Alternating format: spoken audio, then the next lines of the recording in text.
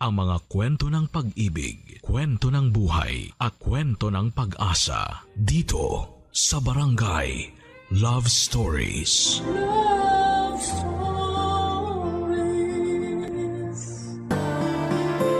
Marami sa atin ngayon ang alam kung gaano kahirap ang buhay ngayon. At sa kabila ng mga pagsubok ay patuloy pa rin nating nilalabanan ang hirap ng buhay para sa ating mga pangarap. Ikaw, kabarangay, ano ang kaya mong gawin para matupad ang iyong mga pangarap? Dear Papa Dudut, magandang araw po sa inyo at sa mga katulad ko na matagal nang tagahanga ng Barangay LS. Ako po si Princess at hindi po ako nagpapahuli sa bawat kwento ng Barangay LS tuwing alas 12 ng hapon. Day off ko po ngayon kaya naisipan ko na magpadala ng sulat sa inyo at sana po ay mapili at mabasa ninyo ang kwento ko. Ako po ay tubong Cadiz sa Negros Occidental. Hindi po ako lumaki sa mayamang pamilya at hanggang ngayon ay nakikitira pa rin ako sa mga magulang ko. Hindi po maganda ang aming bahay at marami na rin pong sira ang bubong namin. At ang pinakamasakit sa lahat ay may anak po ako na binubuhay ng mag-isa. Dahil iniwan kami ng tatay niya noong maliit pa lamang siya. Pero nagpapasalamat pa rin po ako sa Diyos kasi natutulungan naman ako kahit papaano ng mga magulang ko na bantayan at alagaan yung nag-iisa kong anak. At para po makatulong sa pang-araw-araw, nagtatrabaho po ako bilang cashier sa isang hardware dito sa Cadiz. Ang pangarap ko po talaga noon pa man ay maging isang nurse pero mukhang hindi ko na matutupad yon dahil hindi ako nakapagtapos ng high school. Kaya napagtanto ko na lamang na ibubuhos ko na lamang sa anak ko ang mga pangarap na hindi ko natupad para sa sarili ko. Pero ang totoo po niyan hanggang ngayon po ay nahihirapan kami ng mga magulang ko sa pagpapaaral sa anak ko at dahil po dito ay nagpatong-patong na ang mga utang ko. Pero tulad ng ibang mga nanay, wala po akong hindi kakayanin para sa anak ko. Kaya bilang isang single mother na araw-araw na kumakayod ay mukhang wala na po talagang pag-asa para magkaroon ng love life. Kaya po ako nakikinig ng Barangay LS tuwing alas 12 dahil dito ko lang nakukuha ang kilig at saya na gusto kong maranasan sa isang lalaki. Sa totoo lang po ay takot na akong magmahal ulit. May trauma po kasi ako sa mga lalaki dahil sa bungero at lasenggero yung tatay ng anak ko. At ang pinakamalupit pa po sa lahat ay iniwan at pinagpalit niya kami sa mas maganda at mas mayaman na babae. Kaya mula noong araw na yon ay sinumpa ko talaga na hindi ko na siya papansinin. Kasi para sa akin ay wala siyang kwentang tatay sa anak ko. Pero nagbago po ang pananaw ko sa mga lalaki nang nakilala ko si Marcos. Si Marcos po ang regular customer namin sa hardware. Sobrang bait at gwapo niya at tuwing dumadaan siya, talagang naaamoy ko yung perfume niya na napakabango. At alam ko po na may kaya siya kasi iba't ibang kotse ang daladala niya tuwing pumupunta siya sa hardware na pinagtatrabahuhan ko. At isang araw ay hindi ko po lubos akalain na mapapahaba ang usapan namin ni Marcos, Papa Dudut.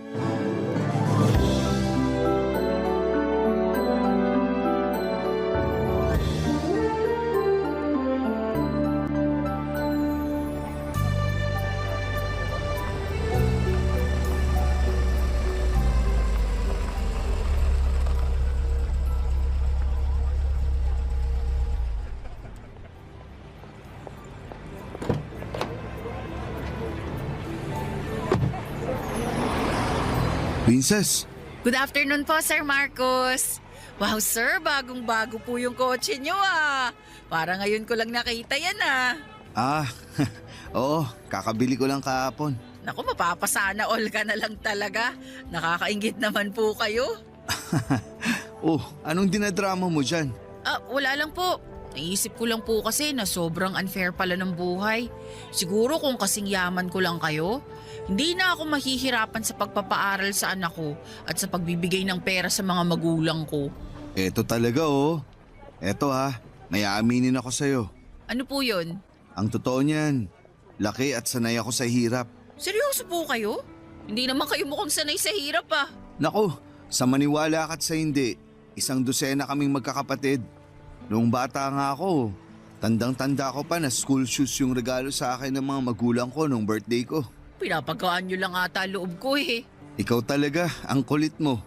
Yung point ko lang naman dito, hindi habang buhay nasa ibaba ka ng gulong. Pagpatuloy mo lang yung ginagawa mo ngayon at maniwala ka sa akin, aasenso ka rin sa buhay. Ay nako sir, mukhang itong pagtatrabaho sa hardware na lang talagang magiging huling hantungan ko. Huwag kang magsalita ng tapos. Malay mo, baka yung anak mo ang tutulong sa'yo na makabangon ka sa hirap, di ba? Kung sa bagay, matalino din po kasi yung batang yon, kaya hindi po ako magtataka kung aasenso yun sa buhay. Ay, sana lang talaga hindi niya ako makalimutan kapag nangyari yun. Huwag kang mag-alala. Sigurado ako na hindi ka pababayaan ng batang yun. Nakita ko yun dito sa hardware nung nakaraang Sabado. Mukhang mabait naman siya. Tama, pilyo nga lang. Ay naku po, pasensya na kayo, ang daldal ko talaga. Nga pala, ano pong kailangan nyo? Ano ka ba? Okay lang yun. Pabili ako ng 3 extension cord. Sige po, saglit lang. Eto po, 3 yan. Salamat ha. Ito yung bayad ko. Resibo nyo po. Nga po pala, ba't ang dami nyo naman atang pinamili na extension cord? Namili kasi ako ng appliances nung isang araw. Tapos kinulang ako sa outlet, kaya yan. Wow naman. Samantalang kami, iisa na nga lang yung ref namin tapos kinakalawang pa. Uy, tamang-tama. May ref ako sa bahay na hindi ko na ginagamit. Ibibigay ko na sa'yo yun. Ano? Eh naku! Oh, ba't parang gulat na gulat ka dyan? Huwag mong sabihing tinatanggihan mo ako. Eh nakakahiya po kasi. Ano ka ba? Hindi ka naman na ibang tao sa akin eh. Ikaw kaya tong palaging tumutulong at nag-a-assist sa akin tuwing may binibili ako dito sa hardware. Sige po. Nakakahiyaman pero tatanggapin ko na yung inaalok nyo kasi mukhang hindi na po magtatagal yung ref namin eh. Bigay lang din kasi nung kamag-anak namin yung ref na yun at hindi na rin masyadong lumalamig yung freezer nun. Oh, yun naman pala eh. Huwag ka na rin mag-alala kasi ako na mismo ang pupunta sa bahay nyo para iatid yung ref na ibibigay ko. Uy sir naman, wag na po. Makikiusap na lang ako sa kapitbahay namin na tulungan akong kunin yung ref sa bahay nyo. Para saan pa yung bago kong kotse kung hindi ko rin naman mapapakinabangan ng maayos, di ba? Kaya sige na, huwag mo na akong tanggihan. Ibigay mo na lang sa akin yung address nyo. Sige po, sandali kukuha lang po ako ng papel.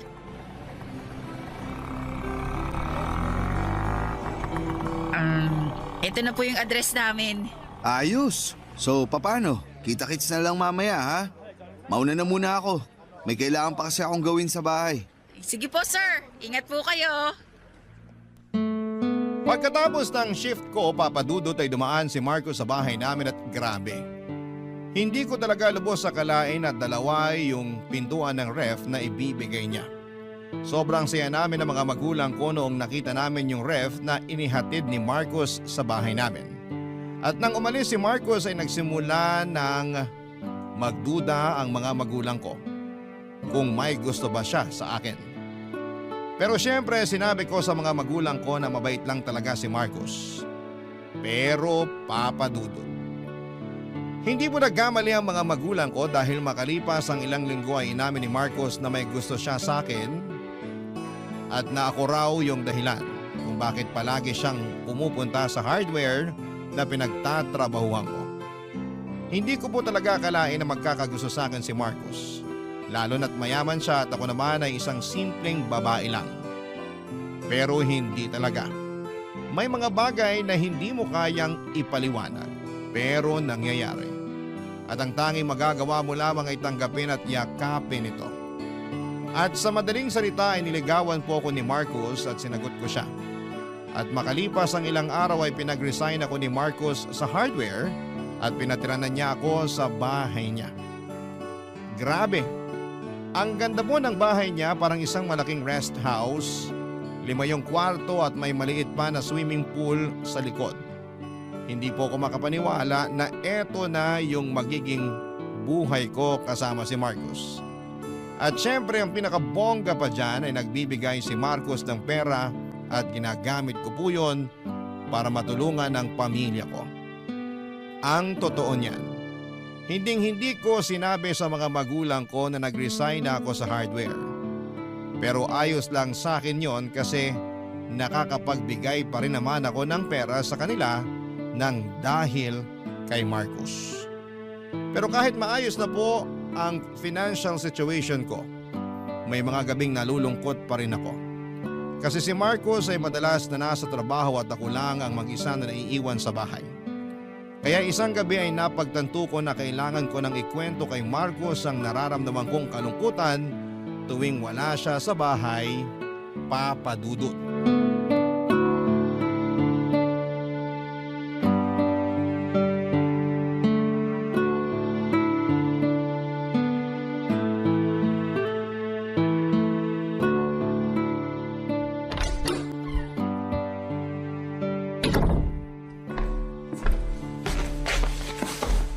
Ay, mahal! Mabuti naman at nakauwi ka na. Hi, mahal. Mukhang nanghihina ka ah. Okay ka lang ba? Kumusta yung trabaho mo? Ay, Uy, ano ba? Di ka naman nakikinig sa akin eh. sorry. Ayun, nakakapagod. Pero ayos lang naman. Nga pala, pinagluto kita ng paborito mong pagkain. Pinagtimpla na rin kita ng iced tea. Nasa mesa na lahat, nakahain na. Sige na, kumain ka na doon. Salamat, pero bukas na lang siguro. Pagod na ako eh. Gusto ko nang matulog. Uy, nga pala, bago ka matulog, maya aminin muna ako sa'yo. Pero sana huwag kang magalit ha. Bakit? Ano ba yun? Nagpapasalamat ako sa'yo kasi nakakapag-abot pa rin ako ng pera sa mga magulang ko kahit wala na akong trabaho. Pero ang totoo niyan, nalulungkot ako tuwing wala ka dito sa bahay eh. Aba, natural. Kasi nagtatrabaho ako para sa ating dalawa. Alam ko naman yun, pero ang tagal na kasi simula nung huli tayong alam mo na. Utang na loob naman, princess. Anong gusto mo? Huminto ako sa pagtatrabaho at hayaan kong mamatay tayong dalawa sa gutom? Uy, kumalma ka nga. Ang kulit-kulit mo kasi. Yung sa akin lang naman, miss na kita. Kaya, Princess, tumigil ka. uy, sige na naman oh. Hindi ka ba talaga nakakaintindi? Ano bang problema mo? Bakit mo ako tinulak? Ba't ka ba nagkakaganyan? Ano, may nagawa ba ako masama sa'yo? Pagod ako sa trabaho. Yun lang yun. Alam mo, ang ganda-ganda nitong bahay mo at malaki yung perang na ibibigay mo sa akin. Pero may mga ibang pangangailangan din naman ako. Sige, kulitin mo pa ako at hindi lang yung pagtulak ko ang aabuti mo sa akin. Sama-sama mo naman. Alam mo, hindi ko maintindihan kung bakit mo pa ako niyaya makipag-live-in dito kung hindi mo naman pala ibibigay mga pangangailangan ko. Bakit? Hindi pa ba sapat sa'yo yung nakapag-resign ka sa hardware? Nakatira ka sa magandang bahay at nasusustentuhan mo yung pamilya mo nang dahil sa tulong ko? Siyempre, sapat na sa akin yun kasi alam mo namang hindi kami mayaman na tulad mo. Pero hindi ko na rin maiwasan na tanungin ang sarili ko kung mahal mo pa ba talaga ako. Oh, ba't yung pagmamahal ko naman sa'yo yung kine-question mo ngayon? Kasi hindi ka naman ganito dati eh. Nung nagtatrabaho pa ako sa hardware at nung nililigawan mo pa ako, ang sweet-sweet mo kaya sa akin. Pero bigla kang nagbago. Hindi ako nagbago. Talagang pagod lang ako. Sinong niloko mo? Umamin ka nga sa akin, Marcos. Bukod sa akin, may ibang babae ka pa ba? Ano? Pambihira. Saan naman ang galing yan? Kasi hindi ka naman manlalamig sa akin ng ganun-ganun na lang kung wala kang ibang babae. Wala akong ibang babae. Alam mo ikaw, hindi ka lang napagbigyan, nag-iinarte ka na. Hindi ako mag-iinarte kung wala akong basehan. Pwes walang kwenta yung basehan mo kasi napapraning ka lang. Ay, kung ako sa'yo, makontento ka na lang sana sa mga binibigay ko sa'yo. Kasi di hamak na mas malaki yung binibigay ko sa'yong pera kumpara dun sa kinikita mo nung nagtatrabaho ka pa sa hardware. Sandali lang, sinusumbat mo ba sa akin ang lahat ng naitulong mo? Ayaw ko sanang manumbat, pero wala akong choice kasi pinipilit mo ako. Oo, alam kong mayaman ka. Pero sana wag mo namang ipamukha sa akin na wala akong kwenta. Asensya ka na. Sabi ko naman kasi sa'yo pagod ako. At pwede bang tigilan mo na yung kakaisip mo ng kung ano-ano? Wala akong babae. Talagang nape-pressure lang ako sa boss ko nitong mga nakaraang linggo. Ewan ko sa'yo. Uy, saan ka pupunta? Doon ako sa guest room matutulog. Ano ba naman yan? Bumalik ka nga dito. Di kita kayang tabihan ngayong gabi kaya manigas ka dyan! Sa may guest room po ako natulog ng gabing yon at kinaumagahan ay hindi ko pinansin si Marcos. Paulit-ulit siyang humihingi ng sorry sa akin pero talagang masama ang loob ko sa kanya noon. Pakiramdam ko kasi ay unti-unti nang nanlalamig si Marcos sa akin. At sa totoo lang ay nahihirapan akong tanggapin at unawain yon. Pero baka nga tama si Marcos, Papa Dudut, baka napapraning lamang ako at baka talagang pagod lamang siya sa trabaho kaya hindi na niya nabigyan ng atensyon yung mga bagay na dati ay importante sa amin. Pero masisisi niyo ba ako? Ang dami ng kwento ng mga asawa na pakiramdam nila ay nanlalamig na sa kanila mga mister nila tapos ay bigla na lamang nilang malalaman na may iba na palang babaeng kinakalantari ang mga mister nila. Nang mga panahong yun ay iniisip ko na lamang na at least ay nakapagbibigay pa rin si Marcos ng pera sa akin. At yun naman talaga ang kailangan namin ng pamilya ko. Kaya nga, nang sabi nila love is important pero money is importante. Kaya iniisip ko na lamang yung mga magagandang bagay na nakuha ko kay Marcos. Tulad ng komportableng buhay at mga bagay na wala ako noon. Pero ewan ko ba Papa Dudut kasi kahit nabibigay ni Marcos yung buhay na gusto ko, hindi pa rin nawawala sa isipan ko na baka may iba siyang babae. Lumipas sa mga linggo at nanlalamig pa rin siya sa akin kaya nagsimula na akong mag-isip na baka may tinatago siya. At doon ako nagsimulang mag-imbestiga. Isang araw naiwan ni Marcos ang cellphone niya sa bahay. Kaya't kinuha ko kaagad ito at wala pang 5 segundo ay nabuksan ko na yung cellphone niya. Yung birthday ay yung passcode niya ay iisa lamang. At nung mismong araw na yon ay hinalungkat ko na ang cellphone ni Marcos para makumpirma kung may basihan nga ba ang hinala ko na may iba na siyang babae, Papa Dudut. Barangay Love Stories. Barangay Love Stories. Noong binuksan ko ang cellphone ni Marcos ay nakita ko na may kausap siyang isang babae na nagngangalang Vivian. Pagtingin ko sa mga messages nila ay doon ko nalaman at nakumpirma na talagang niloloko ako ni Marcos. Nagpapadala sila ng mga sexy na pictures sa isa't isa at babe pa talaga yung tawagan nila.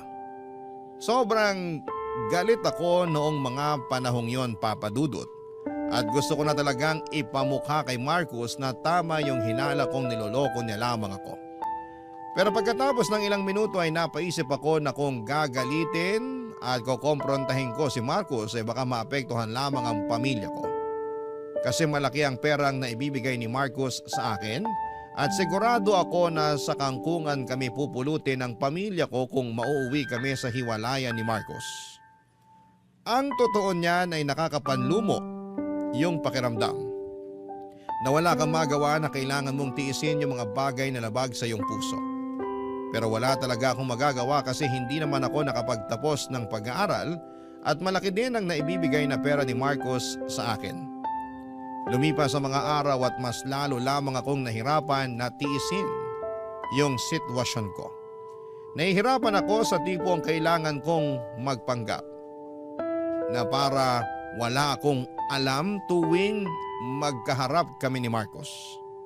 Sobrang baba talaga ng tingin ko sa sarili ko ng mga panahong yon. Kaya naman isang araw ay nag-decide na kong kunin ang number ng babae sa cellphone ni Marcos at tinext ko siya gamit ang cellphone ko. Nagpanggap ako sa babae na ako si Marcos at sinabi ko na extra phone number yung ginagamit ko. At sinabi ko rin na gusto ko makipagkita sa kanya sa labas ng isang bar. Pero ang hindi niya alam ay ako na pala yung makikipagkita sa kanya, Papa Dudut.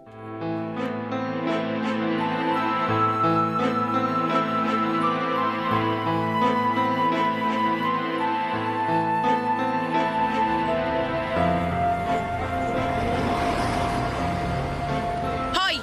Ikaw ba si Vivian? Hoy, Karen! Teka lang, kilala ba kita? At ba't alam mo ang pangalan ko, ha? Ako si Princess. At hindi na ako magpapaligoy-ligoy pa. Ako lang naman yung jowa ng lalaking nilalandi mo. I'm sorry, ano? Ako yung kamit mo dito sa labas ng bar. Sa madaling salita, ako yung katext mo kanina. Pasensya ka na pero wala akong alam sa mga pinagsasasabi mo. Alis na ako. Sandali lang. Ano? May nakalimutan ka. Ano ba yun? Eto!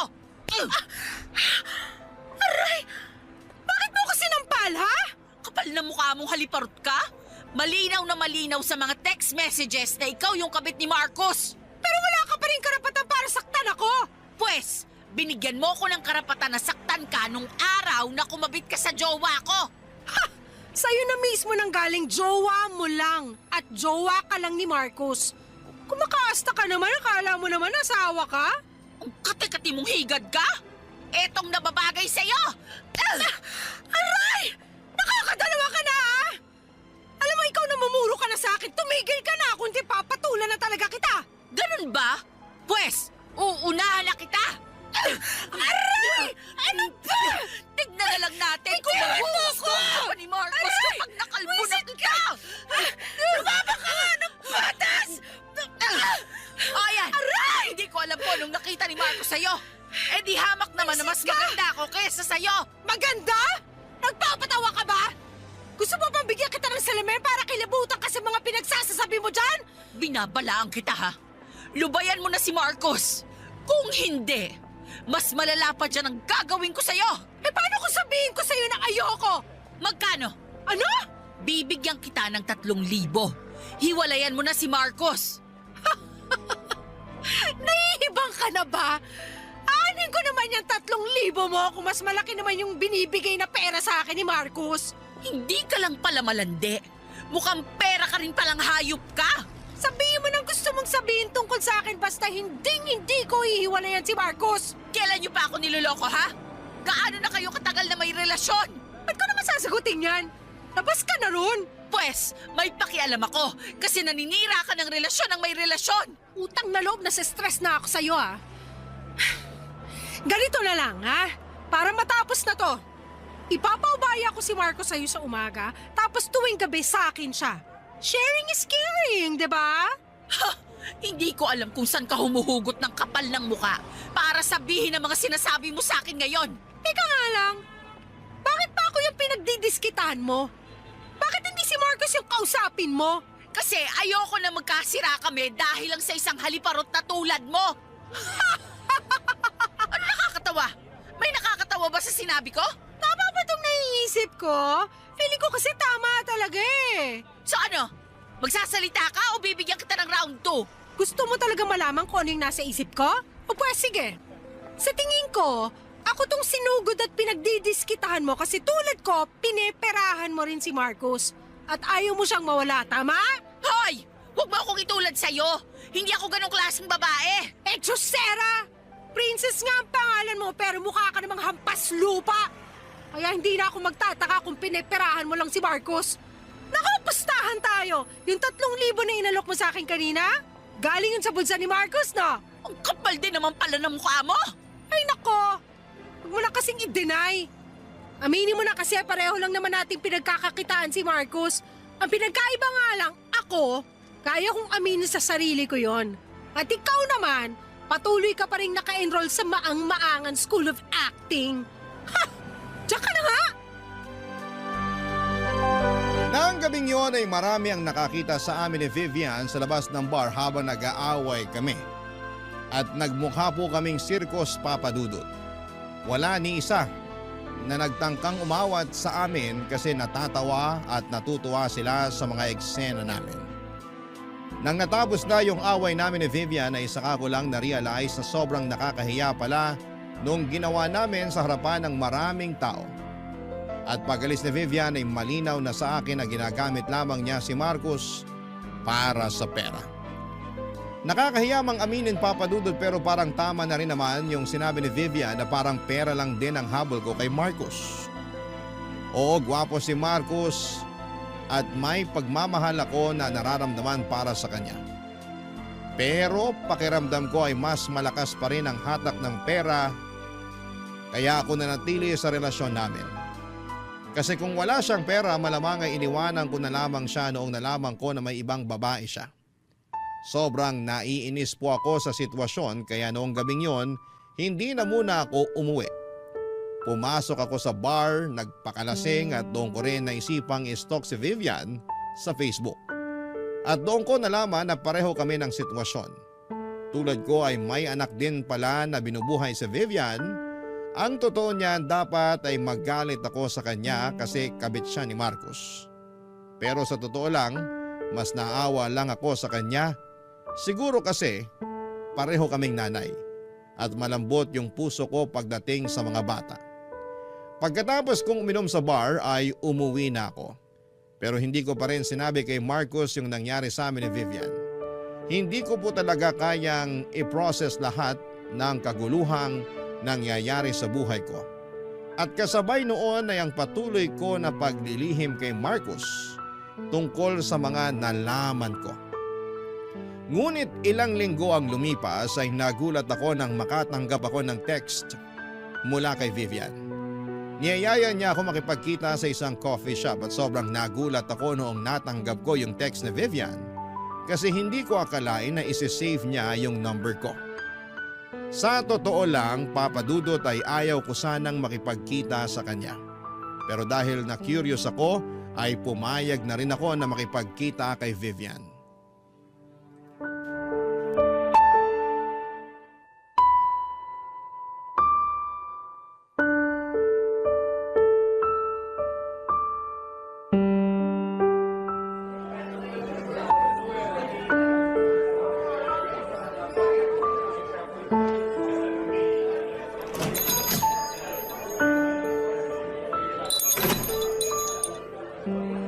Anong masamang espiritong sumanib sa'yo at niyaya mo kung makipagkita sa'yo? Princess, maupo ka muna. Hindi porket pinagbigyan kita, ibig sabihin nun pinapatawad na kita. Para lang alam mo, hindi pa rin ako nakaka-move on sa nalaman ko tungkol sa inyo ni Marcos. Ang totoo niyan, hindi na ako nire-replyan ni Marcos. At hindi na rin siya nakikipagkita sa akin. Ay, ibang klase ka rin naman talaga. So anong gusto mong gawin ko? Tulungan pa kita na makipagkita sa jowa ko? Alam mo, kung yan lang rin ang dahilan kung bakit mo ako pinapunta dito, aalis na lang ako. Nagsasayang lang ako ng oras dito. Papaalala ko lang sa'yo ha, ako ang nauna kay Marcos. Kung ihahalin tulad mo ang lahat ng to sa kotse, ako yung nasa unahan at ikaw yung sa likuran. Yan ang itatak mo dyan sa kukote mo. Baka alis na nga. Parang awa mo na maupo ka muna. Wala akong balak makipagbardagulan sa'yo. Taputin mo nga ako. Ano bang kailangan mo sa akin? Kanina pa umiikot tong usapan natin wala namang nangyayari. Kailangan ko ng pera para sa pampaospital ng anak ko. Ano? Isinugod ko yung anak ko sa ospital kahapon, Princess. At ngayon ko kailangan yung pera ni Marcos. O kung ganun, bakit ako yung nilalapitan mo? Hindi ka pa nakikinig? Hindi nga ako nire-replyan ni Marcos. Kaya parang awa mo na. Tulungan mo ako na kumbinsihin siya na bigyan ako ng pera. Hindi! Alam kong patibong mo lang ang lahat ng to. Hindi ba't inamin mo na sa akin noong nakaraan na pineperahan mo lang si Marcos? At sigurado kung may masama kang binabalak para paghiwalayin kami ni Marcos. Utang na loob! Kung hindi nakaratay sa ospital yung anak ko ngayon, hindi kita lalapitan. Pero wala akong choice. Kasi alam kong ikaw itong malapit kay Marcos. At ikaw ang makakatulong sa akin para kumbinsihin siya na tulungan yung anak ko. Pasensya ka na pero hindi kita matutulungan. Wala ka na ba talagang puso? Pag may nangyaring masama sa anak ko, pinapangako ko sa iyo na ikaw ang sisisihin ko. Hoy! Hindi ko kasalanan kung pabaya kang ina. At malay ko ba kung nagsasabi ka ng totoo? Ayaw mo talaga maniwala? Teka lang, kukunin ko lang yung cellphone ko. Tingnan mo to. Picture yan ng anak ko na nasa ospital. Tignan mo yung date. Kahapon ko lang kinunan yan. Susme, anong nangyari sa kanya? Na-dengue yung anak ko, Princess.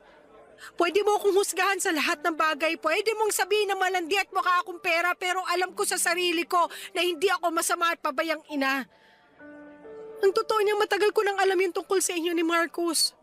Pero tiniis ko maging kabit dahil kinailangan ko yung pera para sa anak ko. Sa maniwala ka't sa hindi, naiintindihan kita kasi may anak rin ako. Pero hindi ko kayang manira ng relasyon para lang magkapera, Vivian. Nangyari na ang nangyari at wala na ako magagawa ron. Kaya parang awa mo na, tulungan mo na lang ako na makausap si Marcos. O eto, 5,000 yan. Sana makatulong. Salamat dito ha. Makakatulong na to sa pampaospital ng anak ko. Pero Vivian, pakiusap lang. Kung may natitira ka pang konting kahihiyan dyan sa katawan mo, lubayan mo na kami ni Marcos. Tatapatin na kita. Sa tingin mo ba hindi ako nandidiri sa sarili ko tuwing nakikipagsiping ako sa lalaking may jowa na? Sa tingin mo ba talaga pinangarap ko maging kabit? Hindi. Pero wala akong magawa. Kasi salat na salat ako sa buhay. Maniwala ka sa akin, huli na rin noong nalaman ko yung tungkol sa inyo ni Marcos.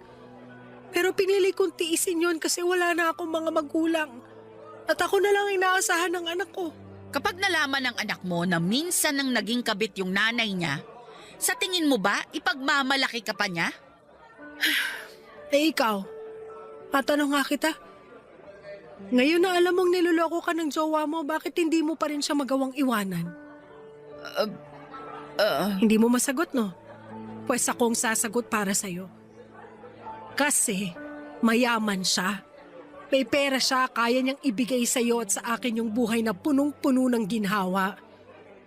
Kaya kung ako sa'yo, tigil-tigilan mo na ang pagiging ipokrita mo kasi sa ginagawa mong yan, mas lalo mo lang pinapahirapan ang sarili mo. Hindi mo ba talaga kami lulubayan?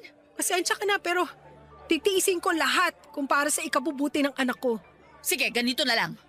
Manghihingi pa ako ng pera kay Marcos. Kukumbinsihin ko siya na bayaran ng buo yung bayarin mo sa ospital. Pero pagkatapos nun, lubayan mo na kami. Maliit pa ang anak ko, Princess. Sa tingin mo ba sa bayarin ng ospital natatapos ang responsibilidad ko sa kanya? Ayoko matulad sa akin yung anak ko. Gusto ko siyang magkaroon ng buhay na malayo sa pagod at hirap at magagawa ko lang yon kung patuloy akong susustentuhan ni Marcos. Sa totoo lang, Papa Dudut, ay medyo natuwa ako noong malaman kong hindi na nakikipagkita o tinatawagan ni Marcos si Vivian. Pero hindi ko rin maiwasang maawa at magalit kay Vivian.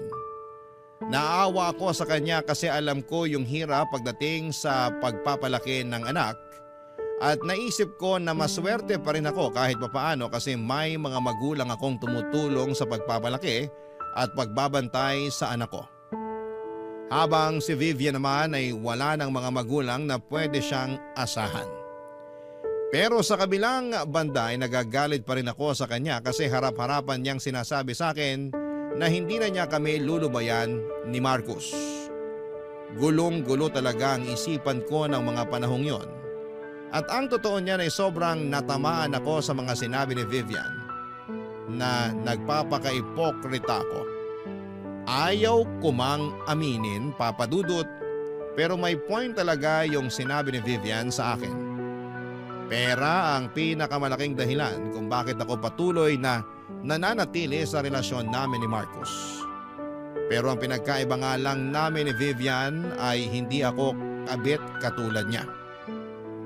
Lumipas sa mga araw at pinili ko pa rin ang manahimik at magsawalang kibo sa lahat ng kababuyan ni Marcos. Pero syempre hindi na muling naibalik yung tiwala ko kay Marcos. Kaya palihim ko pa rin at tinitignan at hinahalungkat ang cellphone niya tuwing iniiwan niya ito sa mesa.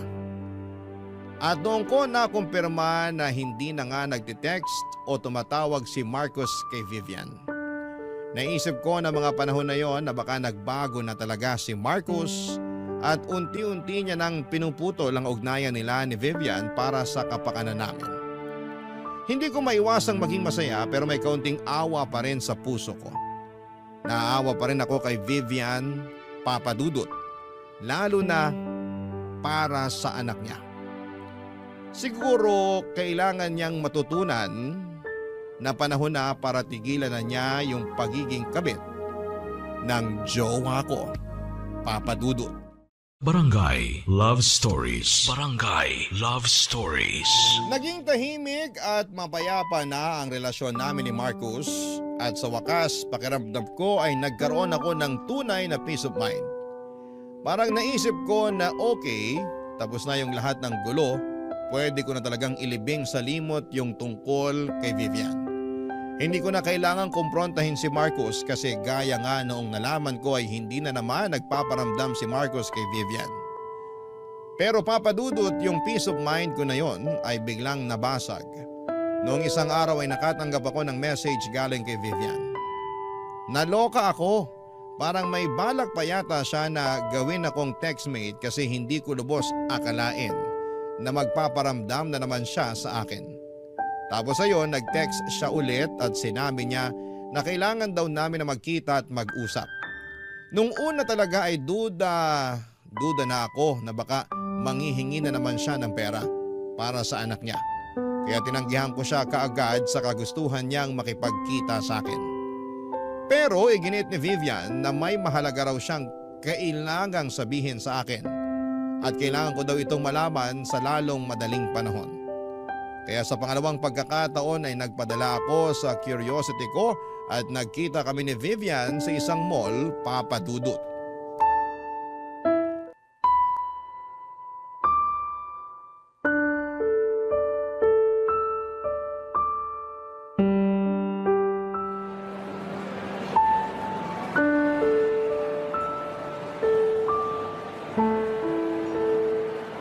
Princess! Hoy, Vivian! Alam mo ikaw, ang kulit-kulit mo rin, no? Ngayon palang sasabihin ko na sa'yo na wala akong perang maibibigay o maipapahiram sa'yo. Huling-huli na yung 5,000 binigay ko sa'yo noong huli nating pagkikita. Huwag ka mag-alala. Wala akong balak manghingi ng pera sa'yo. Kasi nailabas ko na ng ospital yung anak ko. Nakahiram na rin ako ng pera sa kakilala ko.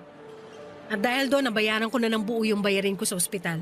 O kung ganun, ba't mo pa ako pinapunta-punta rito? Siguro kukumbinsihin mo na naman ako na kausapin si Marcos para bayaran yung perang hiniram mo, no?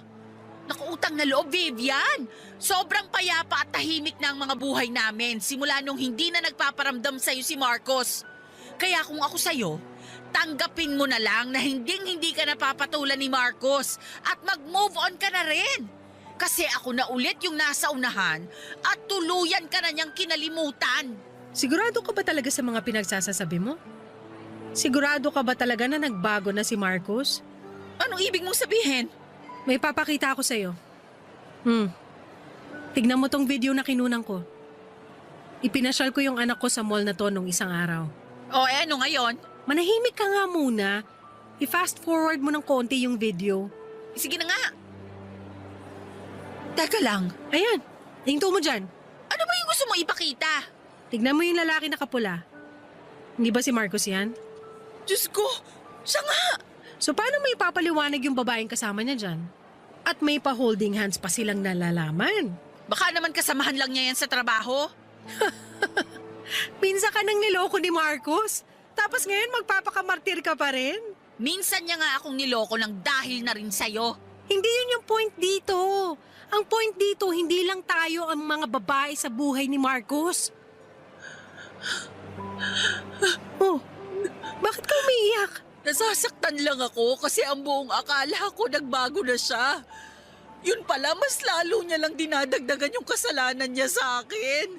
Ang totoo niyan, napaisip din ako sa sinabi mo sa akin noon eh.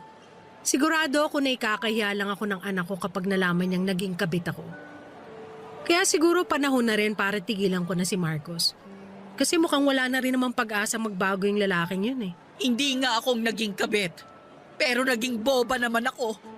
Aaminin ko na tama yung sinabi mo na pera lang yung dahilan kung bakit patuloy akong nagpapakatanga kay Marcos. At sa totoo lang, pagod na rin ako sa ganitong klaseng sitwasyon. Hindi na matutumbasan ng pera yung sama ng loob na binibigay niya sa akin. Tuwing naglilihim at nangangaliwa siya.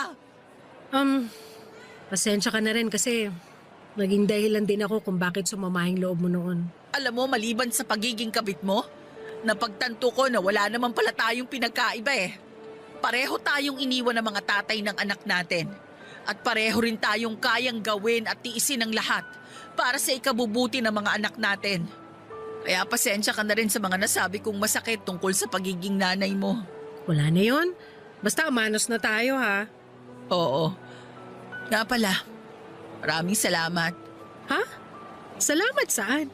Salamat dahil binuksan mo yung mga mata ko sa katotohanan. Kung hindi dahil sa'yo, malamang hanggang ngayon nagbubulag-bulagan pa rin ako sa mga pinaggagawa ni Marcos sa akin.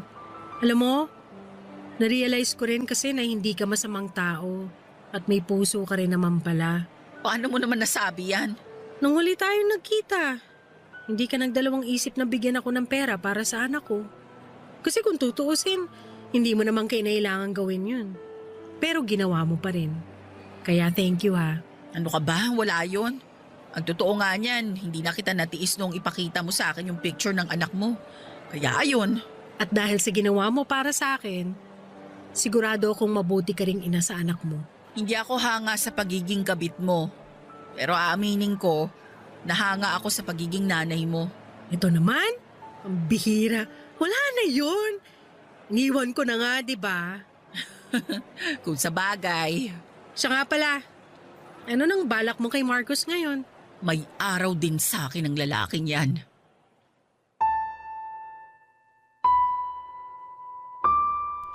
Nasaktan ako ng sobra nang malaman ko na hindi lang pala kami ni Vivian ng babae sa buhay ni Marcos Papadudut. At para ako nalulubog sa depresyon noong araw na ipinakita sa akin ni Vivian, yung video na may ka-holding hands si Marcos sa mall. Pero sa kabilang banda pakiramdam ko rin ay may nakahanap ako ng kaibigan noong araw na yon.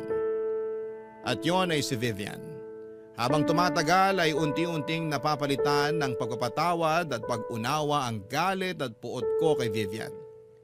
Kasi kung hindi dahil sa kanya malamang hanggang ngayon ay nagpapakaloko pa rin ako kay Marcos. Ang totoo nga niyan ay hindi niya kailangan pang ipakita sa akin yung video pero ginawa pa rin ni Vivian yon dahil pakiramdam ko ay may malasakit siya sa akin. Kaya kahit papaano ay tatanawin ko yon ng utang na loob kay Vivian. Kasi siya ang nagligtas sa akin mula sa relasyon na puno ng pagdududa at pagtataksil. Lumipas sa mga araw at hindi ko pa rin inamin kay Marcos yung mga nalaman ko kasi gusto ko pa rin siyang gantihan sa lahat ng panloloko niya bago ko siya tuluyang iwanan at hiwalayan.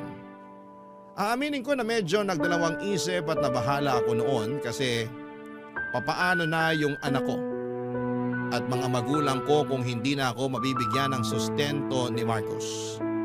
Pero napagtanto ko na kinaya ko naman palang buhayin ang pamilya ko noong nagtatrabaho pa ako sa hardware.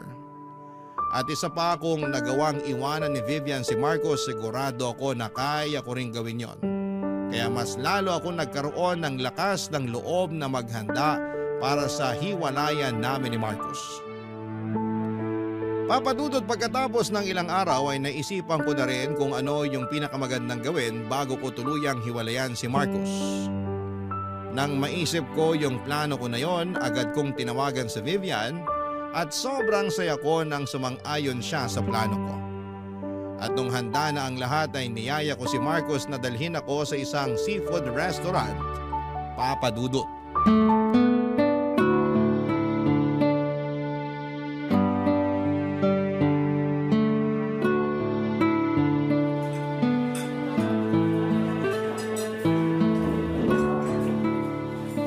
Marcos, mahal.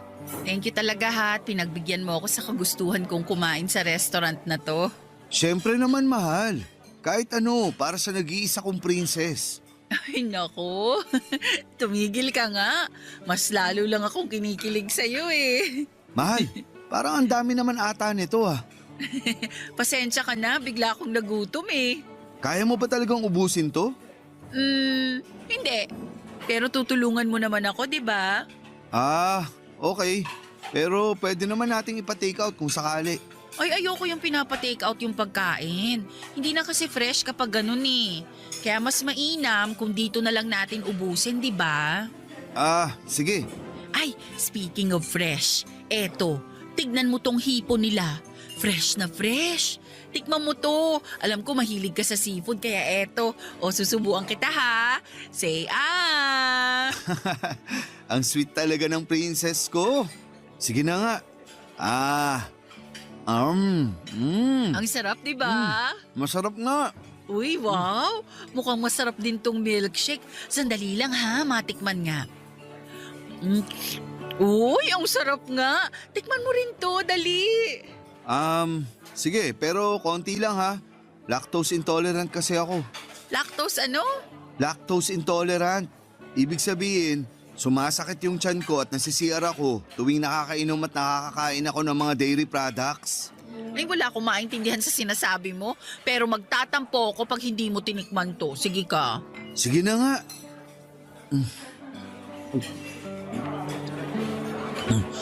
Ang sarap nga ng milkshake nila. Sakto lang yung tamis. Mismo. Kaya ubusin mo yan para sulit yung babayaran mo dito. Sige. Pero alam mo kung saan bagay i-partner yung milkshake nila? Dito, sa buttered scallops. Mukhang nakakatakam, di ba? Matikman niya.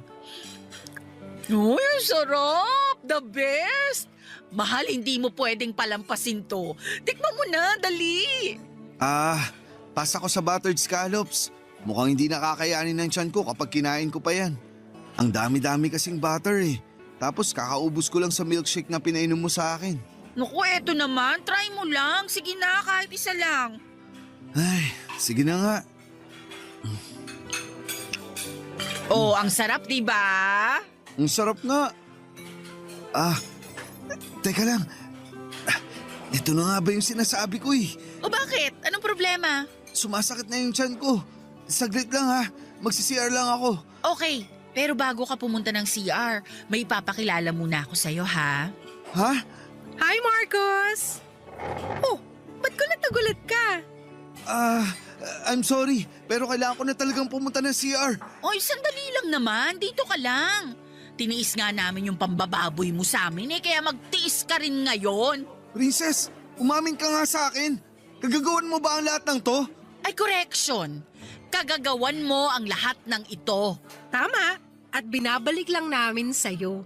Nga pala, bago ko makalimutan, hihiwalayan na pala kitang hayop ka. Magsama kayo ng babaeng ka-holding hands mo sa mall. Princess, kaya kong ipaliwanag yun. Kung sa tingin mo, bibigyan pa kita ng pagkakataon para makapagsinungaling sa akin, nagkakamali ka. Kasi simula sa araw na to, tinatapos ko na yung ugnayan ko sa'yo. Sandali lang. Puputulin ko lang yung drama mo, Day. Kasi tignan mo naman si Marcos, oh. Namumutla at pinagpapawisan na. Uy, kawawa ka naman. O sige na, pumunta ka na ng CR. Baka mamaya magkalat ka pa dito eh. I'm really sorry. Babalik ako kaagad. Ang galing nung naisip mong plano. Siyempre, ako pa ba? I-take out na natin tong pagkain dito. Sayang eh. Bilisan na natin. Ay, agree ako dyan. Teka lang, Kuya Waiter! Pabalot na lang po nung lahat ng nasa mesa namin. Tapos ibigay nyo na lang po yung bill sa lalaking kasama namin dito kanina. Nag-CR lang sandali. Thank you! Matagal ko nang alam na may problema si Marcos sa mga pagkain na may gatas o keso kasi tuwing nagluluto ako sa bahay ay napapansin ko na madalas siyang pumupunta sa CR tuwing nagtitimpla ako ng kape na may gatas o kapag gumagawa ako ng pizza na puno ng keso. Kaya alam na alam ko na iyon ang kahinaan ni Marcos. At masasabi ko rin na kahit papaano'y nakaganti ako sa kanya ng gabing yon sa seafood restaurant. Hindi ko na inantay na makalabas siya sa CR at pinaghatian namin ni Vivian lahat ng pagkain na in-order namin. Sa madaling salita, Papa Dudu, tuluyan na kaming naghiwalay ni Marcos. At mabuti na lang talaga at nakabalik pa ako sa trabaho ko sa hardware. Samantalang si Vivian naman ay nakahanap ng trabaho bilang kasambahay sa isang mayamang pamilya. Ang maganda pa dito, pinayagan si Vivian ng amo niya na patirahin sa bahay nila ang anak ni Vivian. Kaya hindi na niya kailangang mag-alala o mamroblema dahil nababantayan na niya ang anak niya habang naninilbihan siya. At aaminin ko na bumalik din ako sa dating estado ng buhay ko. Yung tipong kailangan kong magpakapagod sa trabaho araw-araw para matustusan ang pangangailangan ng anak ko. Pero at least ngayon ay masasabi ko na may peace of mind na ako dahil nakawala na ako sa isang relasyon na puno ng lihim at kasinungalingan. Siguro yung marami sa mga kabarangay ninyo ang magsasabing sana itiniis ko na lamang si Marcos dahil mayaman siya at nakapagbibigay naman siya sa akin ng pera. Pero sa totoo lang ay madali lang sabihin yan. Pero kapag ikaw na ang nasa sitwasyon kung saan ay dangal at prinsipyo mo na ang kapalit ng malaking pera, sigurado akong mahihirapan din kayo. Sa ngayon, Papa Dudut, ay tuluyan nang naghilom na ang mga sugat na dulot ni Marcos sa aming dalawa ni Vivian. At masasabi ko rin na matalik na kami na magkaibigan ni Vivian. At tungkol naman kay Marcos ay hindi na niya ako kinausap simula noong nilayasan ko siya sa restaurant. Pero tuwing napapadaan ako sa harapan ng bahay niya ay napapansin ko na nabawasan na yung mga kotseng nakaparada sa labas ng bahay niya. Siguro ay may pinansyal na problema siya kaya kumonti na ang mga kotse niya. Pero sa totoo lang ay hindi ko na inalam yan. Pinagpapasa Diyos ko na lamang ang lahat ng kabalbala na ginawa niya sa akin noong kami pa lamang. Dito ko na po tatapusin ang kwento ng buhay ko, Papa Dudut. Maraming salamat po talaga at binigyan ninyo ako ng pagkakataon na maibahagi ang love life ko na nagdulot sa akin ng malaking aral sa buhay ko.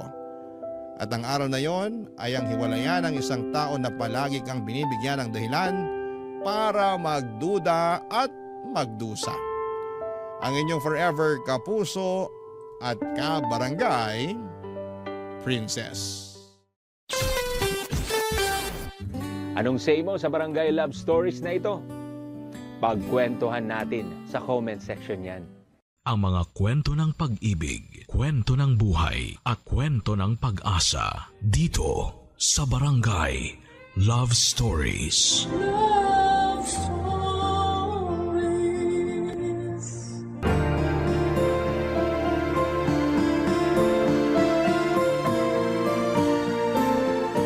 Sa buhay, dumarating talaga tayo sa punto na kailangan nating magkaroon ng matatag na puso at matalas na isip upang pangatawanan ang gusto nating maging.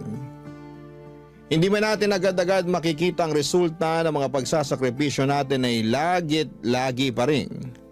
May nangyayari at meron pa ring nagbabago. Ikaw, kabarangay, anong handa mong gawin para sa ikabubuti ng iyong sarili?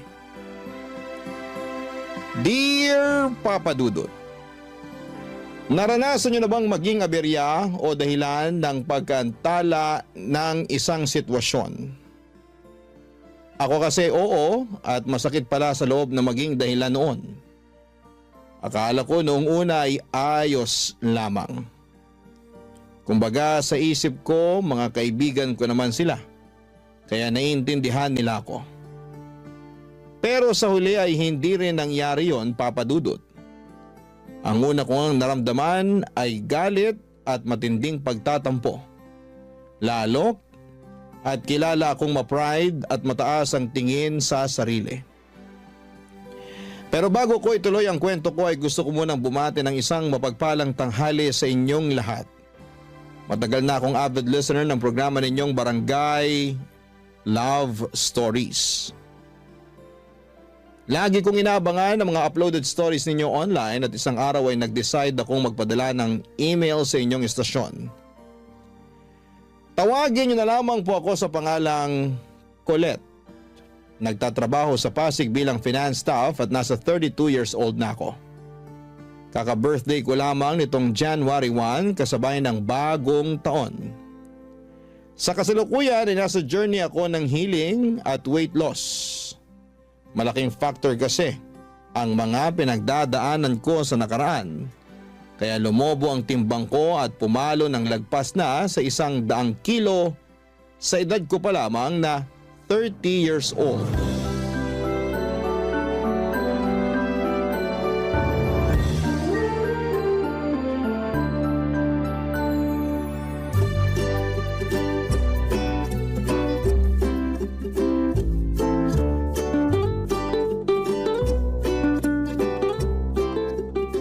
Grabe, ang dami namang masarap dito. Lalaki ba yan? Sira! Bakit naman ako maghahanap ng lalaki may boyfriend na akong tao? Meron nga. Pero sira ulo naman. Hayaan mo na. Ako nga hindi na masyadong ini-stress ang sarili ko sa kanya eh. Hindi ko lang mapigilan. Di mo kasi deserve na harap-harapang pagmukhaing tanga, lalo nung pinaghintay ka niya dun sa date nyo. Nagkausap na naman kami. Sabi niya sinugod daw sa ospital mama niya. At sa taranta niya hindi nakapagsabi sa akin. Ay, ganun ba? Oo, kaya wag ka namang gigil dun sa tao. Kumusta na raw ba mama niya? Okay naman, nakalabas na sa ospital. Inatake lang ng high blood kakakain ng maalat at matabang pagkain. Nag-birthday kasi yung ate niyang umuwi from US, kaya naghanda sila ng bongga. Sayang nga eh, hindi ako naimbitahan kasi may seminar kami nun sa office. Nakita ko pa naman sa pictures na in-upload nila sa Facebook yung mga handa nila. Ay! May lechong baboy, crispy pata, inihaw na manok at liempo, at iba't ibang klase ng ulam. May masarsa, may masabaw, merong din pansit, spaghetti carbonara. Tapos yung mga paborito kong dessert na mango float at coffee jelly. Hala siya. O bakit? Nakakatakam naman talaga yung mga yun eh. Bigla tuloy ako nagutom. Nando na tayo. Pero papaalala ko lang sa'yo, nakakakain lang natin ng lunch. Ay talaga? Oo, duh. 1 oras pa nga lang nakakalipas. Dami ko rin nakain ha. Sarap kasi ng bulalo na niluto mo eh. Thank you. Pero hindi ako makapaniwalang 1 oras pa lang ang lumipas. Akala ko kasi 3 oras na. Grabe namang mga dragon mo na yan sa tiyan. Seryoso nga. Nagugutom na nga ulit ako, kaya eto. Naghahanap na ako ng mau-order online. Totoo? Oo, ito. Tingnan mo.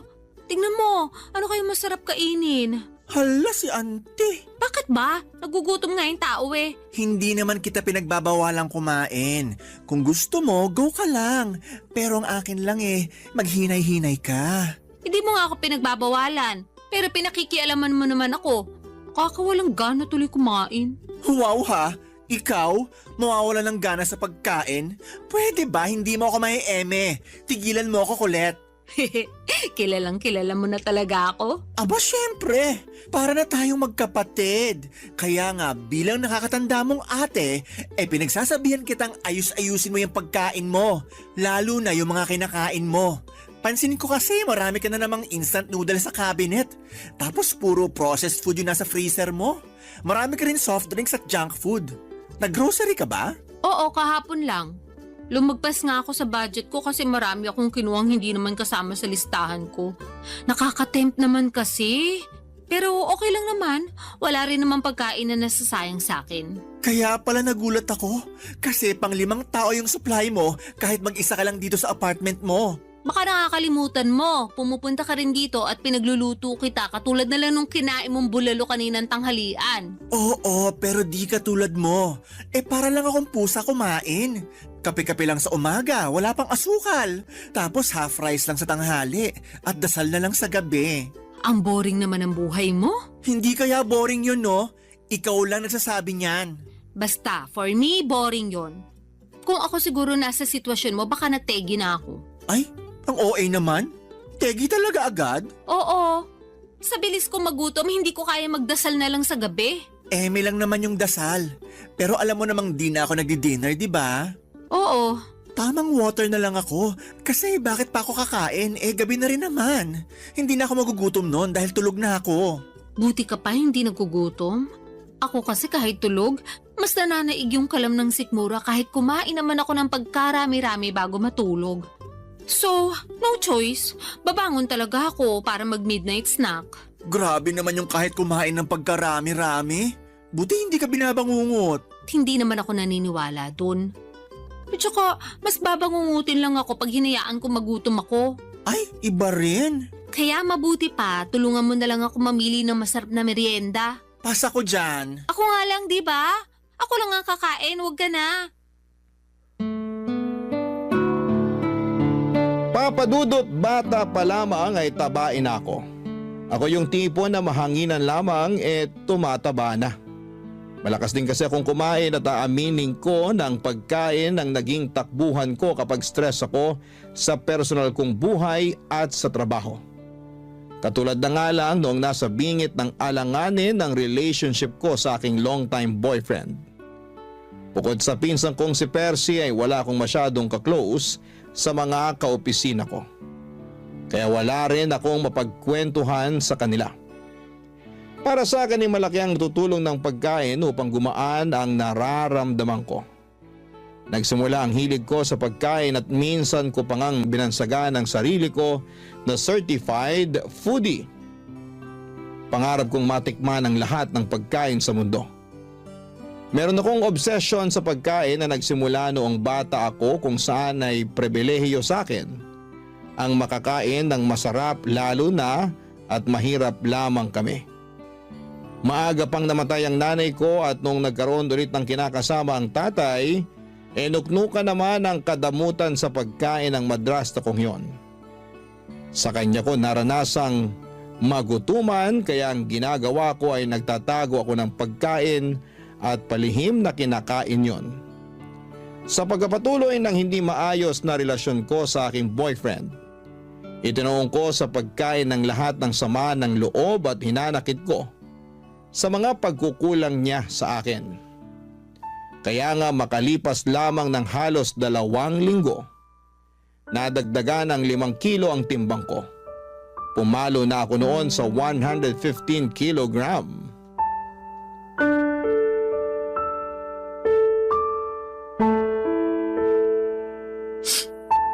Grabe siya sa akin. Hindi ko akalain na pagsasalitaan niya ako na masasakit. Alam naman niyang mataba ako eh. Lalo niya pang pinamukha yun sa akin. Napakasira ulo talaga niyang ex mo. Mabuti naman natauhan ka na't hiniwalayan mo na. Hindi naman ako yung nakipaghiwalay eh. Siya. Ay, wow ha! Oo, kasi tinapat niya na ako. Hindi na raw niya ako mahal. Hindi na raw niya nakikita ang sarili niya na pagkakasalan ako. Kaya yun, nakipag-iwalay na siya sa akin. Ang hindi ko lang maintindihan, bakit kailangan ka pa niyang pagsalitaan ng masakit? Ano ulit yung sinabi niya? Na mataba ka? Oo, baboy daw ako. Tapos nalilitan pa siya sa baboy. Kinumpara pa niya ako sa balyena. Ala, tala. Hindi naman totoo yun eh. Anong hindi totoo?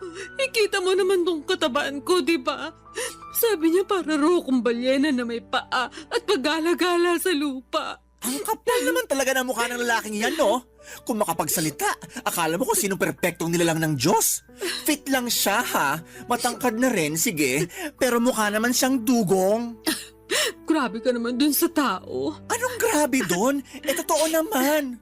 Lapad din ang nguso niya, tapos laki rin ang mata. Kung papangitan lang naman, may ibubuga talaga siya. Isama mo pa yung ugali niya, aba, may kalalagyan talaga siya sa impyerno.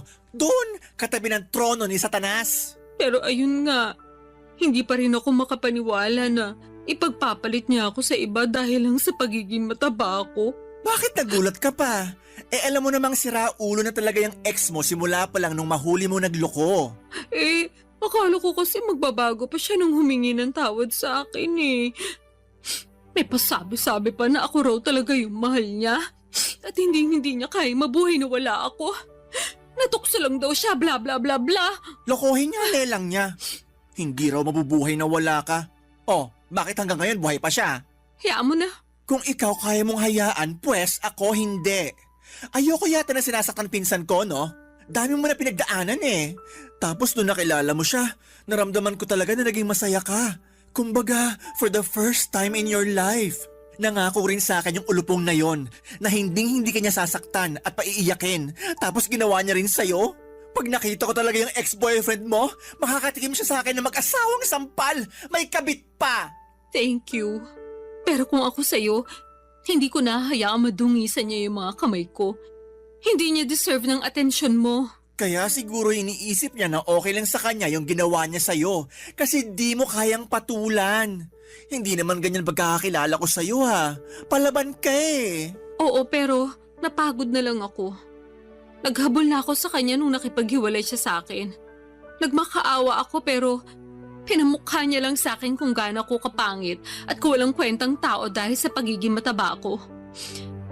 So, tama na yun. Once is enough, ika nga.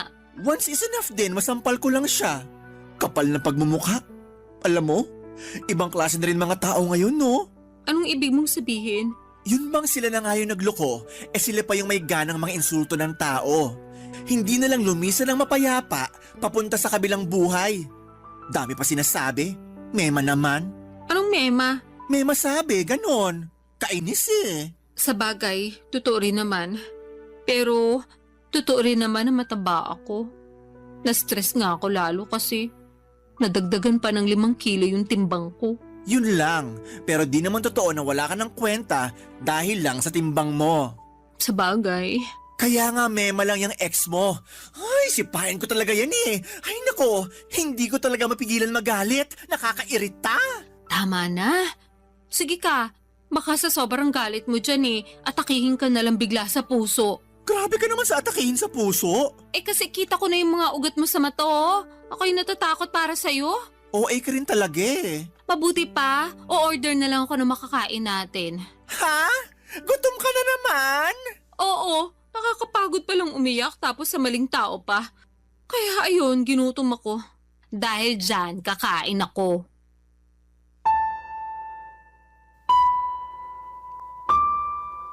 Papadudot, sobrang sakit maloko ng taong pinakamamahal mo. At masahol pa doon pinagpalit niya ako sa babaeng hindi hamak na mas payat at sexy sa akin. Laking insulto noon sa pagkatao ko gayong hindi naman ako payat at sexy noong nakilala niya. Pero aminado naman ako na hindi pa ako kasing bigat ng timbang ko ng mga panahong hiniwalayan niya ako. Siguro'y napabayaan ko rin talaga ang aking sarili. Pero kung iisipin, nagsimula lang naman yun noong nanlamig at nagloko siya. Dahil sa nangyari, lalo kong itinuon sa pagkain ang sakit na nararamdaman ko ng mga panahong yon. Sinabi ko kay Percy na kaya ko ang sarili ko dahil nga kilala niya rin naman akong matapang. Totoo naman na matapang ako at palaban. Marami na akong masasakit na pangyayari sa buhay na nalagpasan ng mag-isa. At malaki ang utang na loob ko sa pagkain dahil napapagaan nito ang buhay ko kahit na napapabigat naman ito ang aking timbang. Barangay Love Stories. Barangay Love Stories. Papadudot, sinabi ko sa sarili ko na hindi na ako magmamakaawa sa ex-boyfriend ko. Nabalikan niya ako. Sapat na yung isang beses, sobra na kung susundan ko pa ang pagpapakatanga ko. Napakaraming lalaki sa mundo at hindi lang naman siya ang huling lalaki na makikilala ko at dahil nga punong-puno ako ng tiwala at kumpiyansa sa sarili na wala akong dapat baguhin sa pagkatao ko dahil ex ko naman ang nagloko. Hindi ko pinakinggan ang sinabi sa akin ni Percy na magdahan-dahan sa pagkain dahil baka lalong madagdagan ang timbang ko. Alam ko naman na concern lamang siya sa kapakanan ko at hindi yon sa pinagbabawalan niya akong kumain. Besides, pera ko naman ang ginagastos ko, pambili ng cravings ko. Pero ayos na ayos lang naman ako ng panahon na yon. Dahil nga break na kami ng dati kong karelasyon. Nagkaroon na ako ng maraming oras para pagtuunan ng pansin ang ibang aspeto ng buhay ko. Tulad na lamang ng paggala kasama ang aking mga college kabarkada.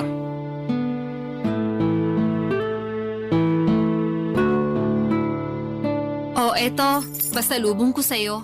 Wow, keychain! Thank you! Matadagdagan na naman ang koleksyon ko. Ref magnet nga sana kaya lang wala naman dun sa hinintuan namin. Tapos hindi na ako nakapamili ng design kasi hindi na ako bumaba sa sasakyan. Nagpabili na lang ako sa isa naming kaibigan. Hayaan mo, sa susunod, ref magnet na ang ibibigay ko sa'yo. Okay na yon. Thank you ulit. Welcome!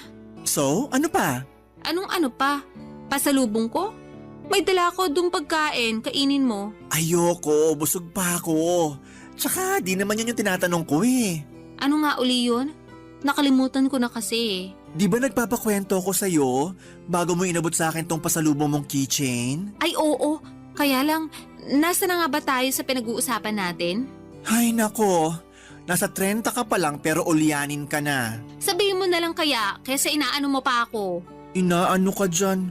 Wala akong ginagawa sa'yo, no? Ay, bahala ka na nga dyan. Eme lang, ikaw naman, di ka na mabiro? Kilala mo ko, hindi talaga ako mabibiro. Kaya sabihin mo na lang sa akin kung ano yung tinanong mo bago ko ibigay sa iyo yung keychain. Oo na, kamahalan. Pero ayun nga, tinatanong ko kung ano pang ginawa niyo ng mga barkada niyo dun sa resort. Sabi mo lang kasi maganda. Tapos nag-swimming kayo. Yun lang? Eh di ba beach resort yun? Tas alam ko maraming bar dun. Di kayo lumabas? Ha, oo. Tama ka naman na beach resort yon at maraming bar. Pero sila lang yung lumabas, hindi ako sumama. Ay bakit? Hindi naman ako umiinom eh. Ngek, di mo naman kailangan uminom ng hard drinks. Meron naman mga ladies drinks doon. Kung ayaw mo pa rin, sana nag-juice ka na lang for the sake of party-party. Pagod ako noon, kaya nagpaiwan na lang ako sa tinuluyan namin. At saan ka naman napagod? Saan pa ba? E di sa biyahe. Tsaka after ng dinner na yun, nakapag-swimming na kami nung hapon hanggang gabi nung nagkayayaan sila. Kaya nga dapat mas lalo mong sinulit yung stay nyo doon. Di ka ba nakikinig? Pagod na nga ako. Ayoko na maglakad. Feeling ko hindi ko na kayang humakbang that time. Ay, ang OA talaga? O hindi OA yun na. Sinasabi ko sa iyo pagod ako. Oo na. OA, kaya natulog ka na lang pag alis nila. Actually, pag alis nila, nagpunta ako sa malapit na restaurant para kumain. Grabe, ang sarap pala ng pagkain nila doon. Medyo pricey nga lang pero sulit na sulit. 10 out of 10, babalikan! Wow! Wala nang energy para sumama sa mga kaibigan, pero may energy pumunta sa malapit na restaurant at kumain. Ano namang masama doon? Kumain lang naman ako. Naubos ko rin kaya yung order ko. Wala akong sinayang na pagkain, no? Hindi ka naman talaga marunong magsayang ng pagkain. Ay oo naman. Marami kayang nagugutom ngayon at yung magutuman ang pinaka-iyo kong pakiramdam sa mundo. Alam ko naman yon, kaya sige, move on na tayo. Hindi ako makakapag-move on sa sarap ng mga in-order kong pagkain. Parang ang naiwan pa sa dila ko until now. Nalalasahan ko pa. Baka naman di ka lang nag-toothbrush ha? Napakabaliw mo talaga. Eme lang. Oh, ano pa? Anong ano pa? Kinabukasan, ano pang ginawa nyo? Wala naman. Swimming lang ulit pero sa beach na kami nun. Wow, nakakamiss din mag-beach. Sakto lang. Kasi nilamig na ako agad kaya umahon na ako. Tapos nag-sunbathing ako since tirik naman yung araw. Then may dumaan na naglalako ng ice cream na avocado flavor. Ayun, napabili tuloy ako. Wow, ibang klase. Nilamig, tapos nag-ice cream. Oo, alam mo naman paborito ko yung avocado, di ba? So, hindi ko matanggihan. Nakaapat na apa nga ako. Uy, buti hindi sumamachan mo. Hindi naman. Bakit? Grabe naman yung apat. Tiba-tiba si Manong sa'yo for sure. Hayaan mo na. Basta ako nag-enjoy sa ice cream ko. Parang wala ka namang ibang ginawa doon kundi kumain. Actually, tama ka. Kumain lang ako ng kumain. Ang susarap kasi ng mga pagkain doon. Tsaka naisip ko, hindi naman kami lagi nandun Kaya dapat sulitin ko na. Papadudot, masaya talaga ako na makasama sa out of town at beach trip namin ng mga college friends ko. Matagal na rin kasi nila akong niyayaya kaya lang ay nasa circle namin yung guy na palaging pinagseselosa ng ex-boyfriend ko noon. Nakwento ko kasi sa kanya na naging crush ako noong kaibigan kong yon pero hindi ko naman ito tipo. Binasted ko pa nga noong nagtapat saktong graduation namin. At matagal na yon, bago pa kami nagkakilala ng ex ko. Pero patuloy pa rin niyang pinagseselosan yon hanggang sa pinag-awayan na namin ang pagsama ko sa mga gala ng barkada ko. Hindi nagtagal ay nagka-jowa rin naman ang kaibigan namin yon at nauna pa ngang kinasal sa amin. Pero patuloy pa rin siyang pinagseselosan ng boyfriend ko kaya ako na mismo ang umiwas sa mga yaya ng barkada ko. Nagtampo pa nga sila sa akin pero pinaliwanag ko naman ang panig ko, papadudot. Sa huli nauunawaan naman nila at narespeto ang kahilingan ko. At dahil nga wala naman akong kaklose sa mga kaopisina ko ay hindi rin ako nakakagala o nakakalabas. Masasabi ko na malaking bagay sa healing journey ko ang mga travel namin. Pangarap ko rin kasing makarating sa iba't ibang panig ng Pilipinas, lalo na't kumikita na ako ng pera at wala pa naman akong sariling pamilya. Kaso aminado ako, na sa tuwing gumagala kami mabilis akong mapagod at hapuin. Kahit nga ilang minutong paglalakad hinihingal na ako. Kaya mas gusto ko na lamang na magstay sa hotel at kumain. Bagay na sa tingin ko ay unti-unting kinainisan sa akin ng mga barkada ko. Kaya nga kinuwento ko yon kay Percy at ang solusyon niya ay simulan ko na raw ang Oplan Balik Alindog program. Bilang unang hakbang ay nag-enroll ako sa gym kung saan ay matagal na siyang miyembro, Papa Dudut.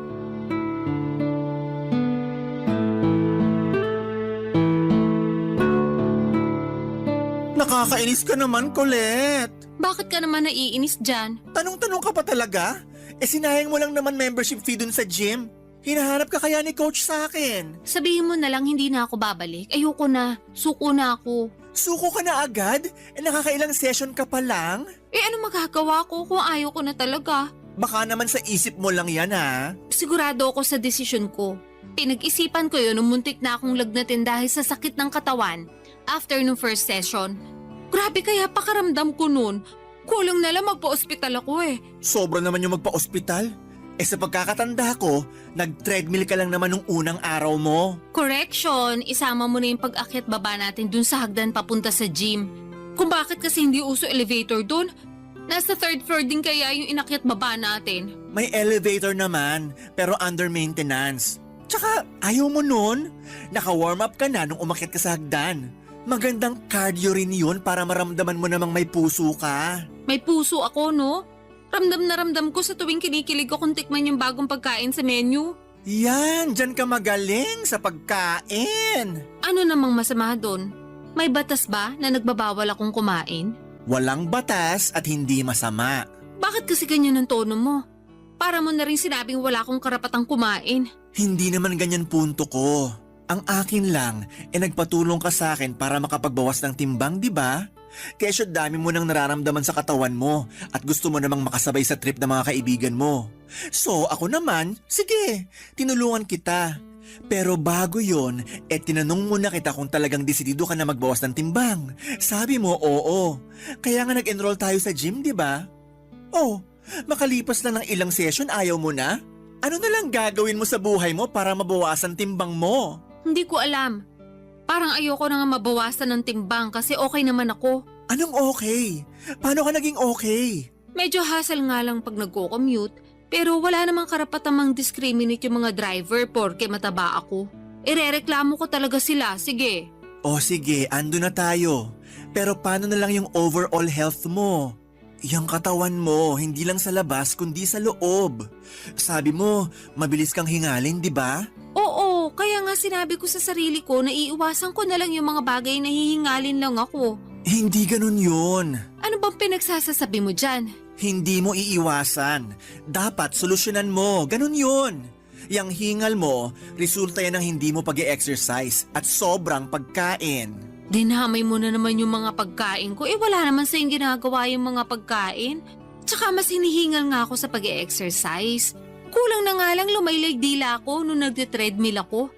Tapos yung machine na parang umaakit ka sa hagdan. Stair climber? Oo, yun nga. Grabe, tagapawis ko dun Ewan ko ba, umakit na nga ako ng hagdan na hanggang third floor tapos pagkaganunin pa ako ni coach. Ano yun? Naglolokohan na lang ba kami? Hiyang-hiya naman sa'yo si coach. Palitan mo na kaya siya, no? Pag pinalitan ko siya, sigurado magsasara ang gym kasi papalitan ko ng restaurant business. Mas marami kita ko doon for sure. Alam mo, ewan ko sa'yo. Kinain ka na ng sistema. Hindi sistema ang kumain sa akin. Tsaka nagsasabi lang naman ako ng totoo. Hindi naman ako masaya sa pagpunta ng gym na yan Sakit ang katawan lang inabot ko. Alam mo kung saan ako masaya? Oo, parang alam ko na kung saan. Sa pagkain? Tama! Ay, pag kumakain ako, parang nakalutang sa alapaapa mga paa ko. Lalo na syempre kapag masarap yung kinakain ko. Tsaka mas nai-enjoy ko yun, mas nagiging masaya ako. Delusional ka lang. Akala ko ba walang masama sa pagkain? Wala nga.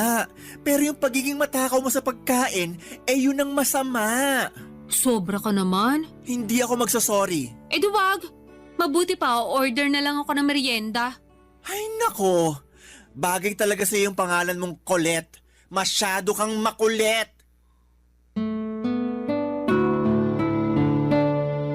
Sa totoo lang, Papa Dudut, mabibilang sa daliri ko sa kamay kung ilang beses lamang akong pumunta sa gym na pina-enrollan sa akin ni Percy.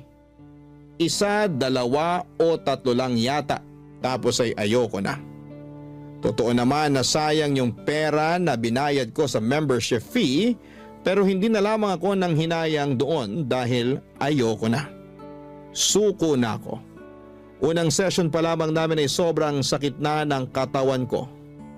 Halos hindi na ako makakilos na para bang akala ko ay mamamatay na ako ng mga panahong yon. Pero dahil sinabi ng pinsan ko na normal lang naman daw yon, nagpatuloy pa ako ng ilang session pa. Kaya lang ay hindi ko talaga kaya, Papa Dudut. Ako pa naman yung klase ng tao na hindi nagtitiis kapag nasasaktan na. Well, siguro ay nagawa kong tiisin yung pagiging unfaithful sa akin ng damukol kong ex-boyfriend.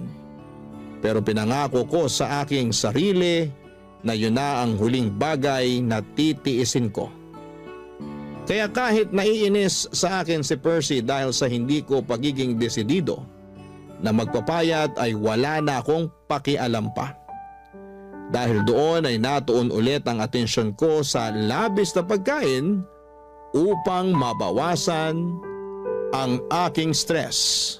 Barangay Love Stories. Barangay Love Stories.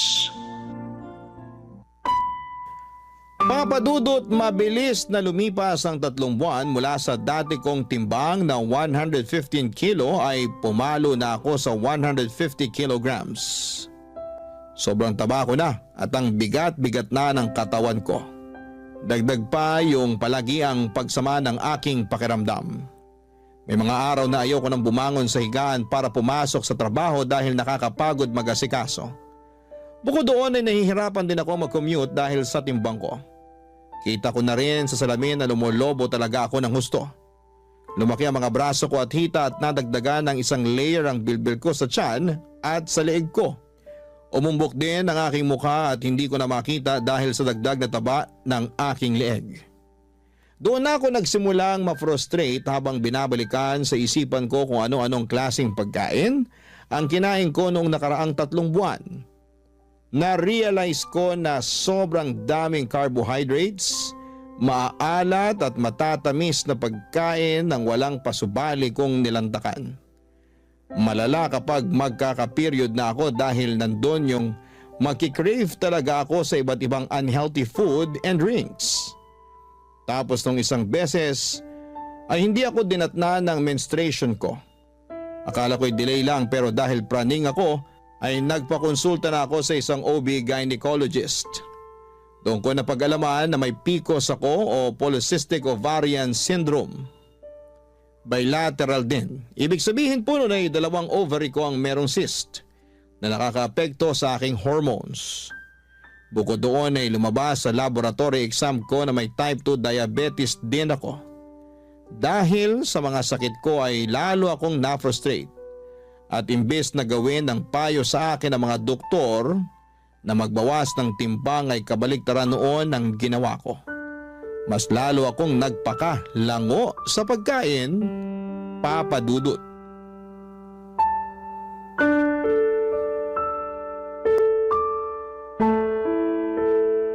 Bakit ang daming balat ng chichirya at bote ng mga soft drinks sa sahig mo? Pati dun sa kusina, meron ka pang iniinit na ewan ko kung ano sa microwave. Ano ba yun ha? Yun ba? Tirang spaghetti yun. Ilang araw na sa ref ko kaya ininit ko na. Yun lang trip kong kainin ngayon eh. Pwede bang makisuyo? Pakikuha pagtapos ng initin. Hirap na kasi akong tumayo eh. Akala ko ba wala kang ganang kumain dahil may sakit ka? Kaya nga ako pumunta rito sa apartment mo kahit na naiinis pa rin ako sa'yo. Thank you. Pero naisip ko ayoko magpatalo sa sakit ko. kaya kakain pa rin ako. Kinain mo rin ba yung lahat-lahat ng mga chichirya na yan? Tsaka ikaw din uminom ng mga soft drinks na yan? Oo, wala naman akong kasama dito eh. Ako lang. Kulit naman. Ano, sisermonan mo na naman ako kasi kumain ako ng unhealthy food. O sige, kung hindi ako kakain, baka lalo ako magkasakit niyan. Yung mga pagkain na kinakain mo, yung dahilan kaya ka nagkakasakit. Pero sa mga pagkain na yan lang naman ako nagiging masaya. At least kapag kumakain ako, nabubusog ako. At saka yung mga pagkain na yan hindi nang iiwan. Hindi katulad ng mga barkada ko. Ayaw na nila akong isama sa mga gala nila. Ha? Bakit daw? Kasi pabigat lang daw ako, literal ha? Tapos aberya.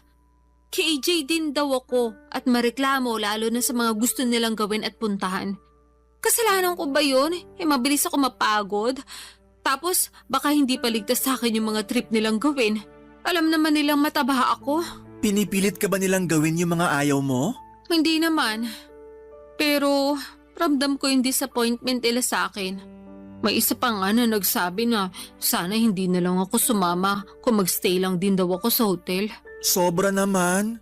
Pero totoo rin naman Nakakapanghinayang naman talaga. Lalo bihira lang kayo pumunta dun sa lugar. Kaya dapat sulitin nyo na. Sinusulit ko naman kaya nga kinakain ko lahat ng pwede kong kainin. Kaya lang hindi nila yun maintindihan. Palibhasa, hindi sila ang nasa posisyon ko. Alam mo, gusto kitang kampihan kasi pinsan kita. Pero may point din naman yung mga barkada mo. Siguro nga mas mabuti pa na hindi ka na nila isama kaysa naman ganun palagi yung tingin nila sa'yo. Yun bang pabigat tsaka aberya? Kasi masakit din naman sa part mo yun. Pero yun nga, di ko rin sila masisisi. Hindi mo ba talaga nakikita na dapat may baguhin ka rin sa sarili mo? Di na muna para sa iba, kahit sa sarili mo na lang. Alam ko namang meron pero hindi ko alam kung paano mag-uumpisa. At saka natatakot ako na baka huli na ang lahat lalo na meron na akong nararamdaman sa katawan ko. Nakapagpa-check up ka na ba? Oo, sa OB-gynecologist at saka sa endocrinologist. May PCOS ako at saka type 2 diabetes. Mataas din ang creatinine ko at saka blood pressure. Santisima, bata-bata mo pa pero napakarami mo ng sakit. Kaya nga Kailan ka pa ba nagpa-check up? last week lang. Bakit ngayon mo lang sinabi sa akin? Nahihiya ako sa iyo At saka natatakot ako na baka sabihin mo kasalanan ko rin naman kaya nangyari sa akin to. Naaalala ko kasi na sinabi mo masama ang pagiging matakaw. Oo, pero kailangan mo nang makakaramay. Lalo na sa sitwasyon mong yan. Okay lang naman ako. Karamay ko naman yung mga pagkain. Alam mo, hindi tama yan. Baka lalo ka lang mapasama sa ginagawa mong yan Tsaka di ka naman pinagbabawalang kumain. Pero sana piliin mo naman yung mga pagkain na papapasukin mo sa katawan mo. Nahihirapan ako. Hindi ko alam kung paano ko magsisimula. Pakiramdam ko pag hindi ako nakakakain ng mga pagkain kinasanayan ko, mamamatay ako. Alam mo ba yung pakiramdam na yun? Ang hirap. Hirap na ako magkontrol. Mas gusto ko nalang mamatay para matapos na itong mga nararamdaman ko. Gaga, alam mo namang hindi yan ang solusyon, di ba? Huwag ka munang mamatay. Marami pa tayong lugar na pupuntahan pag gumaling ka na. Please lang, huwag ganyan ang isipin mo. Ewan ko, nawawala na ako ng pag-asa na magbabago pa ang buhay ko. Papadudot mga bata pa lamang ay close na kami ni Percy. Dahil solong anak lamang ako at wala rin namang kapatid sa tatay at madrasta ko. Ang pinsang kong yon ang tumatayong nakatatandang kapatid sa akin. Hindi naman nagkakalayo ang edad namin, 2 taon lang ang tanda niya. Marami na kaming pinagsamahan at malaki talaga ang naitutulong niya sa buhay ko. Lalo na sa pag-encourage sa akin na magbawas ng timbang. Kaya nga kahit sinesermonan niya ako ng mga panahong yon ay thankful pa rin ako sa kanya dahil mas nauunawaan ko ang mga pagkukulang ko. Hindi lang sa ibang tao kundi lalong-lalo na sa aking sarili. Matapos ang pag-uusap namin yon ni Percy ay nagbalik tanaw ako sa aking nakaraan. Bumalik ako sa mga panahong nagsimula akong magkaroon ng unhealthy relationship sa pagkain. Alam ko kasi na walang kasalanan ng mga kinakain ko sa kondisyon ko dahil ako mismo ang nawala ng kontrol. Pero naniniwala din ako na hindi pa naman huli ang lahat, lalo na kung desidido akong magbagong buhay. Kaya nga noong 2024 lang ay pinatapos ko muna lahat ng mga handaan bago ko pangatawanan ang New Year's resolution kong magpapayat ng tuluyan. Bilang unang hakbang, nagbawas ako ng kinakain, lalo na yung unhealthy katulad ng junk food, soft drinks at sugary treats. Sobrang hirap. Lalo na at umabot na ako sa puntong naglalaway ako, makakita lamang ako ng mga paborito kong pagkain. Pero sa tulong ni Percy at ng aking dietitian ay kinaya ko naman. Sunod kong binawasan ay ang mga consumption food ng carbohydrates. Ang mga halimbawa noon ay kanin, tinapay at mga pasta. Pero hindi ko naman kagad inalis sa sistema ko, lalo na at meron akong mga sakit. Bukod doon ay nag-invest din ako ng treadmill.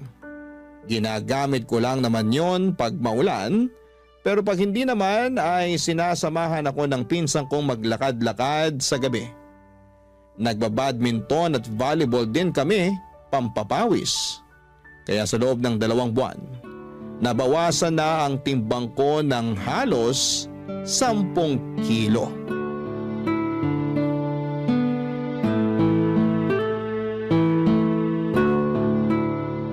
Ang intense nung double match natin dun sa 2 foreigner. Oo nga, parang professional. Ayun, talo tuloy tayo. Hayaan mo na, at least mga gwapo naman sila. Kota mga mata ko sa silay. Sa bagay, ako rin naman. Gusto ko yung kumukorte talaga yung mga abs sa damit kasi pawis na pawis. Ay, sinabi mo pa. Pero speaking of pawis, grabe pawis ko dun sa laro natin Tagaktak! Ako nga hingal na hingal eh. Kulang na lang lumaylay dila ako sa court para pa akong hahapuin ng wala sa oras. Pero wala naman akong hika Mabuti naman. Kinabahan ako sa'yo eh. Nahalata ako nga sa reaksyon ng mukha mo. Kaya sinabi ko, Santissima, maawa naman sa'yo. Dami mo nang nararamdaman. Huwag na sana dumagdag pa yan. hindi naman siguro. At saka alam mo ba pakiramdam ko, unti-unti nang gumagaling ang katawan ko. Talaga? Oo. Di ba nabawasan na ako ng timbang? 10 kilo rin yon. Kaya nga alam ko na mataba pa rin ako, pero malaking bagay na rin sa akin yung 10 kilong yun, no? Oo naman. Hindi mo yun ma-achieve kung hindi mo piniling tulungan ang sarili mo. Baka nga imbis na makapagbawas ka ng ganun madagdagan pa ng 10 kilo yung timbang mo kung nagpatuloy ka lang sa pagkain. Kaya nga nangihinaya lang ako kasi ngayon ko lang na-realize ang importansya ng pangangalaga sa kalusugan sa pamamagitan ng pagkain ng tama. Nahihiya ako sa sarili ko dahil hinayaan kong tumaba ako ng ganito. Nawalan ako ng kontrol sa pagkain kasi akala ko yun lang yung kakampi ko sa lahat ng mga problema ko sa buhay. Ay, sa totoo lang, nahihirapan pa rin akong disiplinahin ang sarili ko. May mga araw na okay lang, magaan, na itatawid yung araw, pero meron na mabigat talaga. Paanong mabigat? Yung bang hindi ko mapigilang umiyak kasi nabitin ako sa pagkain na kinain ko. Na gusto ko pang kumain ng marami, pero alam kong hindi naman pwede. Nararamdaman ko yun lalo kapag magkakaroon na ako. Alam mo na, hirap maging babae. Nakaka-relate ako dyan. O bakit? May matres ka rin? Charot lang. Pero gusto ko lang din sabihin na proud ako sa'yo. Talaga? Kahit na mabagal yung progress ko? Hindi naman mabagal progress mo. Alalahanin mong nasa 2 buwan ka pa lang. Tsaka, oo, proud ako sa'yo. Kasi sinubukan mo mag-diet para sa kapakanan mo. Hindi lang para sumeksi ka, kundi para gumaling ka na rin. Naniniwala ako, pagkain din na makakatulong sa'yo para bumuti pakiramdam mo. Pero syempre, yung tamang pagkain ang tinutukoy ko Tapos samahan mo pa ng exercise at inumin yung mga gamot na reseta sa'yo. Palung-palo ka na. Totoo rin naman. Nang pinagpapawisan kasi ako at nakapagbawas ng timbangi, gumaan talaga ang pakiramdam ko, as in. Pakiramdam ko nga ibang tao na ako. Gumanda rin yung skin ko at saka mahimbing na rin yung tulog ko. Umayos din yung tingin ko sa buhay. Kung dati madalas ako mawala ng pag-asa, ngayon alam kong may magandang bukas na naghihintay sa akin pag nagpatuloy at nagtiyaga ako sa ginagawa ko. Ganyan nga. Kaya proud talaga ako sa iyo eh. Alam ko na hindi madali pero kinakaya mo. Grabe, bilib na bilib ako sa iyo. Pinagmamalaki kita. Thank you. Pero kung tutuusin, hindi ko naman to magagawa kundi dahil sa iyo. Ikaw yung nandyan para tumulong sa akin kahit na maraming beses ako naging pasaway. Siyempre, parang kapatid na turing ko sa iyo. Mahal kita kahit na nung una pasaway ka. Pero mas mahal kita ngayon dahil minamahal mo na ang sarili mo. Salamat ulit. Walang anuman. O basta ha, nandito lang ako para sumuporta sa iyo. Sasamahan kita sa paggaling mo. Kalmahan mo lang din kasi yung pagtaba nga inaabot ng ilang taon, pagpayat pa kaya. Yan din kasi yung pangunahing rason ng karamihan kaya sila nadadapa sa pagbabawas ng timbang. Yun bang minamadali nilang resulta? Wala namang buto na pag tinanim mo ngayon, tutubo na bukas. Sipag, tiyaga, disiplina at consistency ang kailangan para ma-achieve mo yung mabuti at magandang resulta para sa sarili mo. Papadudot malayo pa pero malayo na rin naman ako. Sa kasalukuyan ay nasa 95 kilograms na lamang ako. Patuloy ang mga bagay na ginagawa ko para mabawasan ang timbang ko. Pero hindi lang ako doon nakafocus dahil ang pangunahing dahilan ko talaga ay gumaling ako. Maraming mabubuting bagay ang dulot ng pagbaba ng timbang sa akin. Mas naging aktibo na rin po ako sa iba't ibang bagay at sports. Hindi na rin ako madalas hapuin at higit sa lahat ay natutuhan kong kumain ng tama at masustansya na naaayon sa kailangan ng aking katawan. Hindi ko pa na-achieve ang goal weight ko pero hindi ako susuko lalo na ngayon na mas mahal ko na ang aking sarili. Sabi nga nila kapag maayos ang tingin mo sa iyong sarili ay naapektuhan noon hindi lang ang iyong pananaw, kundi maging ang relasyon mo sa mga bagay at tao na nasa paligid mo. Bilang nasa paglalakbay pa ako ng paggaling at pagbabawas ng timbang, sinama ko na rin po sa bucket list ko ang makapag-counseling upang ipakonsulta ang mga karanasan ko na naging dahilan para maging obsessed ako sa pagkain. Yun din kasi ang sabi ng dietitian ko. Sadyang ako lang yung hindi pa handa ng mga panahong yon. Maraming salamat po Papa Dudut, sakaling mapili po ninyong i-area ang sulat ko sa programang Barangay Love Stories. Malaking bagay na makapagbigay ako ng inspirasyon sa ating mga kabarangay. Susulat ako ulit para mag-update sa latest kong timbang at kung sakali na makahanap na rin po ako ng panibagong pag-ibig. God bless po sa inyong istasyon and more power pa. Ang inyong forever kapuso at kabarangay, Colette. Barangay Love Stories. Barangay Love Stories. Anong say mo sa Barangay Love Stories na ito? Pagkwentuhan natin sa comment section yan. Nagustuhan ng iyong napakinggan? Ituloy yan via live stream sa www.gmanetwork.com/radio.